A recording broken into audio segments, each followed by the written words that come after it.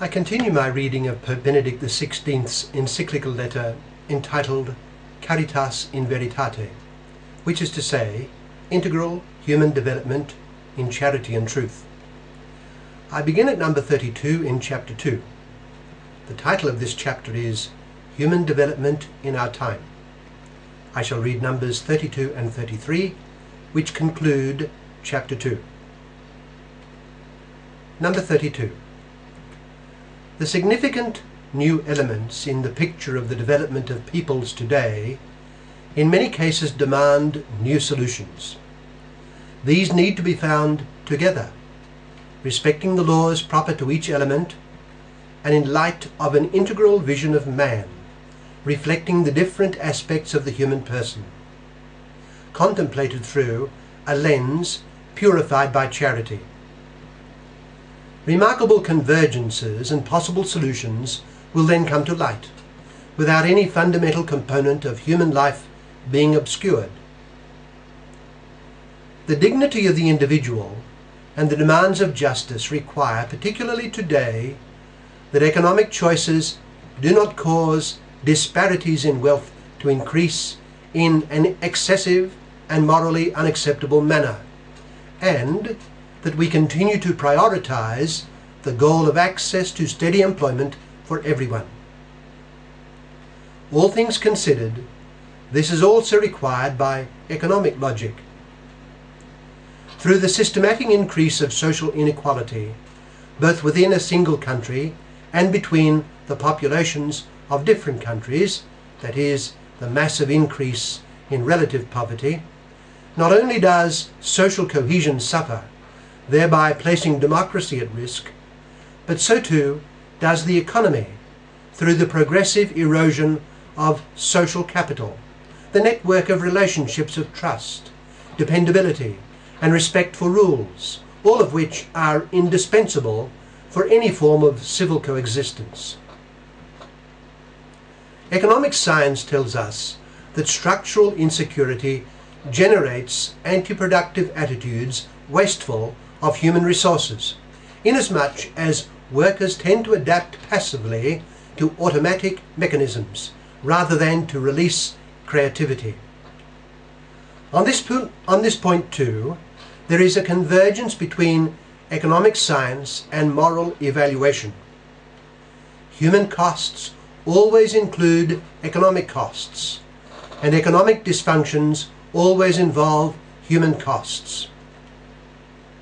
It should be remembered that the reduction of cultures to the technological dimension, even if it favours short-term profits, in the long term impedes reciprocal enrichment and the dynamics of cooperation. It is important to distinguish between short and long-term economic or sociological considerations. Lowering the level of protection accorded to the rights of workers, or abandoning mechanisms of wealth redistribution in order to increase the country's international competitiveness, hinder the achievement of lasting development. Moreover, the human consequences of current tendencies towards a short-term economy, sometimes very short-term, need to be carefully evaluated. This requires further and deeper reflection on the meaning of the economy and its goals, as well as a profound and far-sighted revision of the current model of development, so as to correct its dysfunctions and deviations. This is demanded in any case by the Earth's state of ecological health. Above all, it is required by the cultural and moral crisis of man, the symptoms of which have been evident for some time all over the world. Number 33.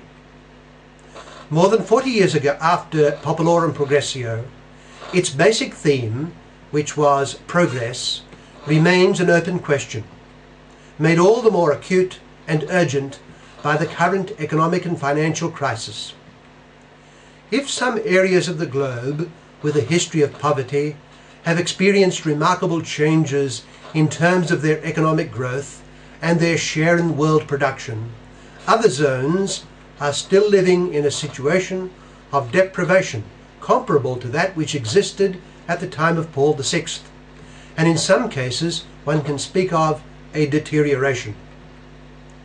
It is significant that some of the causes of this situation were identified in Populorum Progressio, such as the high tariffs imposed by economically developed countries, which still make it difficult for the products of poor countries to gain a foothold in the markets of rich countries. Other causes, however, mentioned only in passing in the Encyclical, have since emerged with greater clarity. A case in point would be the evaluation of the process of decolonization, then at its height. Paul VI hoped to see the journey towards autonomy unfold freely and in peace.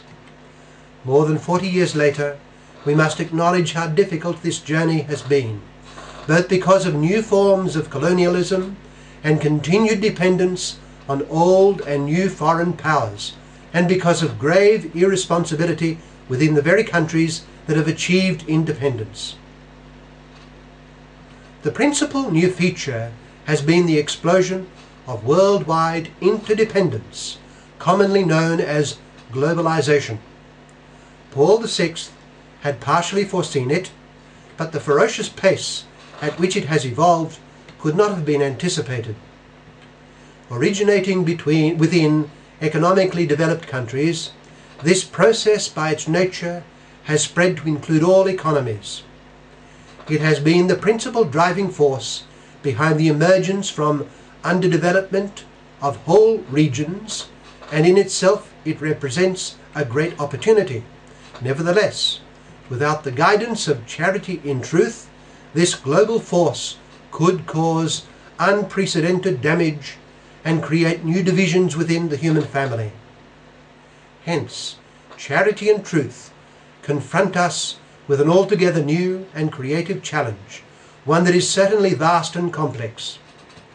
It is about broadening the scope of reason and making it capable of knowing and directing these powerful new forces, animating them within the perspective of that civilization of love whose seed God has planted in every people, in every culture. In the next segment, I shall begin at chapter 3 of the Encyclical, number 34.